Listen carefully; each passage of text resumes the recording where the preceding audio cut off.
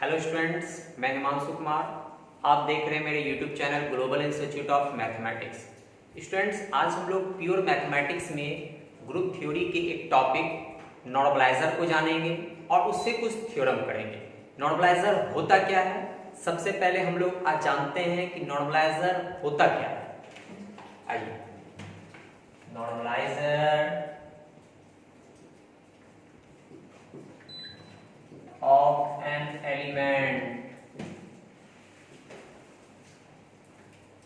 of a group, किसी group के element का नॉर्मलाइजर।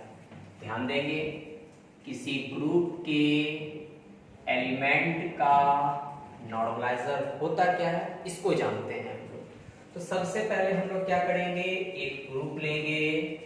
सपोज जी बी ए ग्रुप, जी कोई ग्रुप है, ए कोई एलिमेंट है जो जी में बिलोंग्स करता है, देन द नॉर्मलाइजर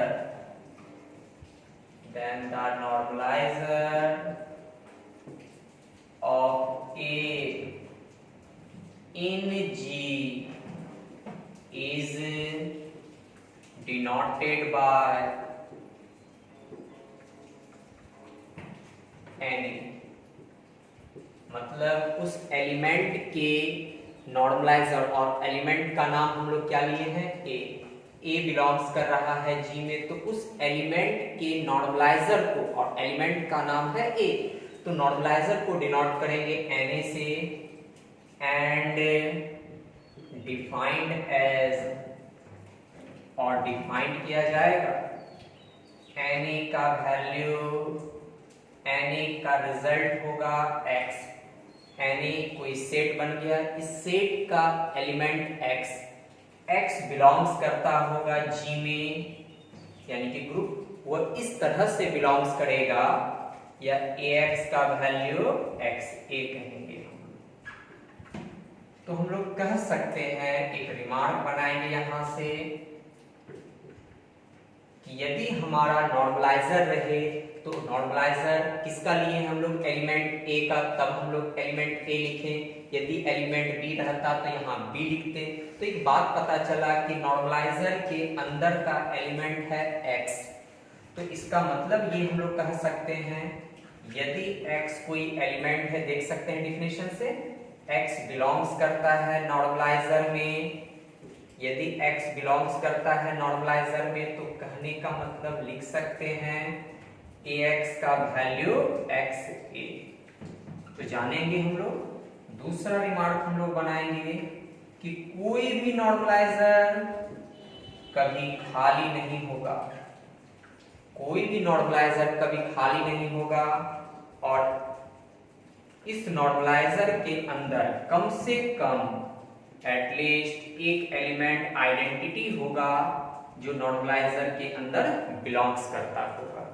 दूसरा आप एक काम कर सकते हैं, एक हम लोग फिर से रिमार्क तैयार करेंगे कि नॉर्मलाइजर जो होता है वह सबसेट होता है जी का। तो हम लोग समझे हैं कि नॉर्मलाइजर होता क्या है। यहां पर ध्यान देंगे, इसका अप्लाई करेंगे अभी हम लोग। यदि ax का वैल्यू xa हो तो हम लोग कह सकते हैं कि वह एलिमेंट x जो होगा, x बिलोंग्स करता होगा किसमें, नॉर्मलाइजर, और x भी एक एलिमेंट है जो g का है। तो हम क्या कर रहे हैं, इसके बाद एक थ्योरम हम लोगों को पढ़ना है सब ग्रुप साबित करने के लिए। तो एक छोटा सा कॉन्सेप्ट हम लोग फिर से जानेंगे सब ग्रुप को। तो सब ग्रुप के लिए हम लोग क्या काम करते हैं कि पहले ये हमारा कोई G कोई ग्रुप रहता है, और ये H क्या कहलाता है, सब ग्रुप। तो सब ग्रुप होने के लिए पहला कंडीशन हम लोग जानते हैं कि H क्या होना चाहिए, सबसेट होना चाहिए G का। कैसा सबसेट, जो खाली नहीं है। उसके बाद इसके अंदर से दो एलिमेंट ले लेते हैं A और B। तो A और B के लिए हम लोग क्या काम करेंगे, AB का इनवर्स बिलोंग्स होना चाहिए H में। तो आप उस H को सब ग्रुप के नाम से जानते हैं। तो हम लोग पढ़ चुके नॉर्मलाइजर क्या होता है, नॉर्मलाइजर से कुछ रिमार्क को भी जाने। अब हम लोग एक थ्योरम पढ़ेंगे, वह थ्योरम बहुत इंपॉर्टेंट है, एग्जाम में पूछा जाता है।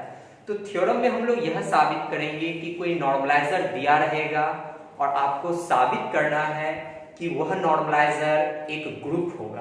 तो आइए हम लोग एक थ्योरम को जानते हैं। सबसे पहले हम लोग थ्योरम लिखेंगे, उसको समझेंगे और उसको प्रूफ करेंगे। थ्योरम को प्रूफ कर किया जाएगा। तो थ्योरम हम लोग लिख देते हैं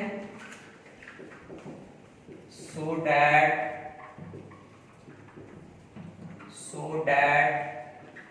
the normalizer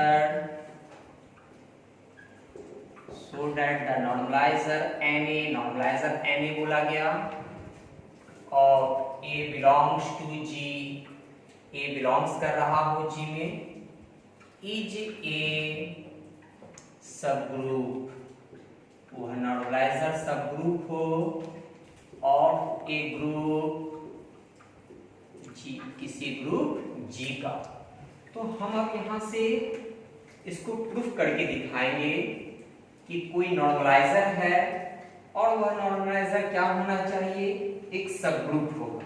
तो सबग्रुप दिखाने के लिए अभी हम लोग रिमार्क में भी कंडीशन को पढ़ चुके हैं कि सबग्रुप होता क्या है।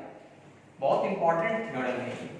तो हम लोग जानते हैं नॉर्मलाइजर को सबग्रुप साबित करने के लिए प्रूफ करेंगे।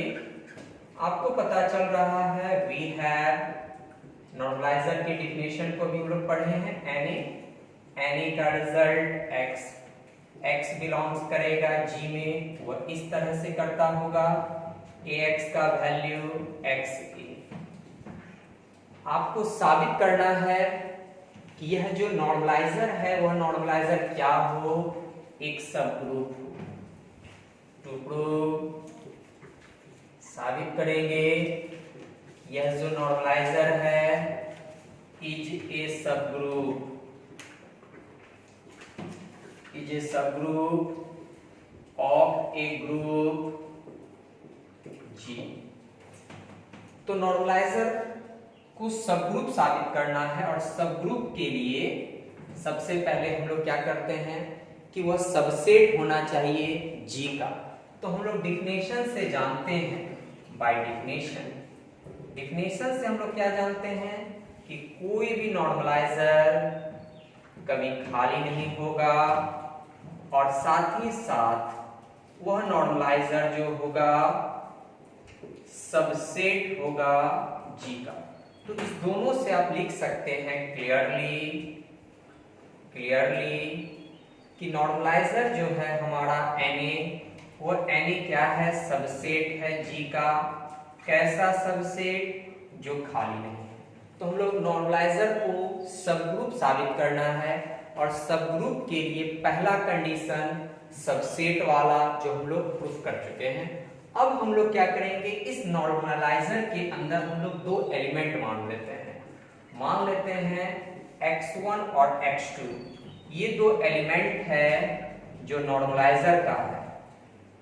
When जब x1 बिलोंग्स करता होगा नॉर्मलाइजर में, तो नॉर्मलाइजर के डिफिनेशन को भी हम लोग जाने और उससे एक रिमार्क लिखें। पहला रिमार्क तो Ax1 belongs, Ax1 equals to x1a। दूसरा, यदि x2 बिलोंग्स करता होगा नॉर्मलाइजर में, तो आप कह सकते हैं Ax2 इक्वल्स टू x2a। तो ये हो गया हम लोगों का, ये जो पहला इक्वेशन, दूसरा इक्वेशन जो लाया गया है ये बाय डिफिनेशन से लाया गया है। नॉर्मलाइजर के डिफिनेशन को हम लोग लाए हैं इससे। अब हम लोग क्या काम करेंगे, यहां से फ्रॉम टू इक्वेशन 2 ले लेते हैं। इक्वेशन 2 से पता चल रहा है Ax2 equals to x2a। Ax2 का वैल्यू x2a, दोनों तरफ हम लोग क्या करेंगे, x2 के इनवर्स से ऑपरेट करेंगे, x2 के इनवर्स से ऑपरेट करेंगे। राइट में भी वही काम करेंगे, x2 का इनवर्स x2a, x2 का इनवर्स। तो आप कह सकते हैं, इस दोनों से आप कह सकते हैं इसका वैल्यू आइडेंटिटी, इस दोनों से कह सकते हैं इसका वैल्यू आइडेंटिटी। तो उस चीज को हम लोग नहीं नोट करेंगे। अब हम लोगों को क्या पता चल गया है यहां से, अब हम लोग क्या कह सकते हैं, लेफ्ट वाला से पता चल रहा है x2 का इनवर्स, देख सकते हैं x2 का इनवर्स a इक्वल्स टू, इससे यदि आप बात करें, इससे यदि आप बात करते हैं तो ये वाला से पता चल रहा है a x2 का, इसको आप ले लो इक्वेशन थर्ड। तो हम लोग इक्वेशन 1 2 3 तीनों का अप्लाई करेंगे। तो अभी हम लोग क्या किए, दो एलिमेंट लिए नॉर्मलाइजर का, दोनों एलिमेंट से हम लोग डिफिनेशन से यह बात को जाने। इक्वेशन 2 में हम लोग ऑपरेट कर चुके हैं x2 के इनवर्स से। अब हम लोग क्या करते हैं, खुद से हम लोग क्या करते हैं, एक अलग ऑपरेट करेंगे। अभी तक हम लोग क्या किए हैं, इक्वेशन 1 का इस्तेमाल नहीं किए हैं। अब आप क्या करोगे, नाउ फाइनल हो रहा है यहां से a x1 x2 का इनवर्स, ये हम लोग खुद से सॉल्व कर रहे हैं। अब हम लोग इस चीज को सॉल्व करके चेक करेंगे कि आखिर इसका रिजल्ट होता क्या है।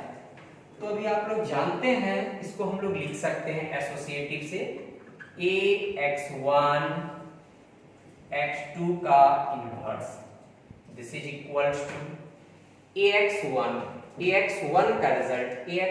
का रिजल्ट कह सकते हैं x1a x2 का इनवर्स, ये हो रहा है हमारा इक्वेशन 1। इसको आप लिख सकते हो x1 a x2 का इनवर्स। जरा इक्वेशन थर्ड को देखेंगे, ax2 का इनवर्स का रिजल्ट को आप लिख सकते हो x2 का इनवर्स a। ये आ गया हम लोगों का इक्वेशन थर्ड से। आप इसको अरेंज करोगे या एसोसिएटिव लगाओगे तो पता चल रहा है x1 x2 का इनवर्स a। तो एक बात यहां से फाइनली आपको पता चल रहा है, यदि इस पूरे को हम लोग x मान ले तो ये भी हमारा x का काम करेगा। तो क्या पता चला, बाय डिफिनेशन ऑफ नॉर्मलाइजर के डिफिनेशन को भी हम लोग पढ़े हैं, ax ये पूरा को x बोल रहे, ax का वैल्यू xa, तो x बिलोंग्स करता होगा नॉर्मलाइजर में, that is x belongs to, और x के जगह x1 x2 का इनवर्स बिलोंग्स टू नॉर्मलाइजर। तो हम लोग कह सकते हैं कि नॉर्मलाइजर जो है वह एक क्या है, सब ग्रुप है। Clearly Na is a subgroup of a group G। तो इस चीज को आप फिर से एक बार जाने। तो हम लोग क्या किए हैं, माने थे x1 x2 बिलोंग्स करता है नॉर्मलाइजर में, तो हम लोग क्या लाके दिखा दिए, अभी आगे चल के सॉल्व किए तो पता चला x1 x2 का इनवर्स बिलोंग्स करता है नॉर्मलाइजर में। तो कहने का मतलब ये चीज किसका काम कर रहा है, हम लोगों का डिफिनेशन ऑफ सब ग्रुप।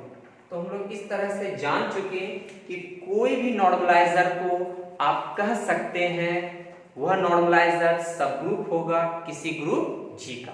तो स्टूडेंट्स आज के वीडियो में बस इतना ही।